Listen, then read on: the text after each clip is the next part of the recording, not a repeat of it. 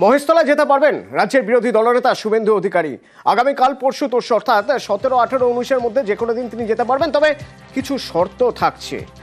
কি সেই শর্ত? হাইকোর্ট চত্বর থেকে আমার সঙ্গে অর্ণব রয়েছেন সরাসরি। অর্ণব, কোন শর্তে শুভেন্দু অধিকারী মহেশতলায় যেতে পারবেন?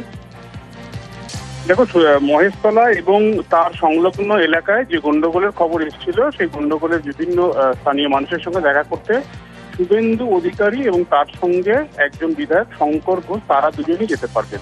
এবং এক্ষেত্রে শুভেন্দু অধিকারী গেট প্রোটেক্টি হওয়ার কারণে তিনি তার নিরাপত্তা রক্ষীদের নিয়ে যেতে পারবেন। কোনো পাবলিক স্পিচ দিতে পারবেন না, কোনো র্যালি বা মিছিল করতে পারবেন না।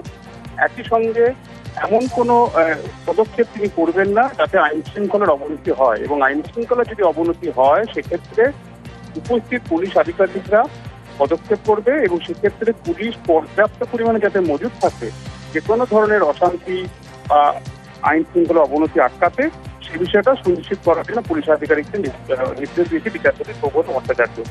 এবং আগামী 3 দিনের মধ্যেই যেতে হবে, এবং সেক্ষেত্রে 24 ঘন্টা আগে ডায়মন্ড হারবার পুলিশ তাদেরকে ইন্টিমেশন করতে হবে, অর্থাৎ যাওয়ার 24 ঘন্টা আগে, সেটা 17, 18 বা 19 জুনের মধ্যে যে কোনো দিনই শুভেন্দু অধিকারী যান, তার 24 ঘন্টা আগে ডায়মন্ড হারবার পুলিশকে জানাতে হবে। অর্থাৎ যেতে পারবেন শুধুমাত্র দুজনই, শুভেন্দু অধিকারী এবং শঙ্কর ঘোষ, এর বাইরে কেউ নয়। কোনো রকম উস্কানিমূলক বক্তব্য এরকম দিতে পারবেন না, কোনো পাবলিক স্পিচ দিতে পারবেন না, কোনো র্যালি করা যাবে না। এই শর্তেই অনুমতি দিল কলকাতা হাইকোর্ট বিচারপতি ভট্টাচার্য। ধন্যবাদ।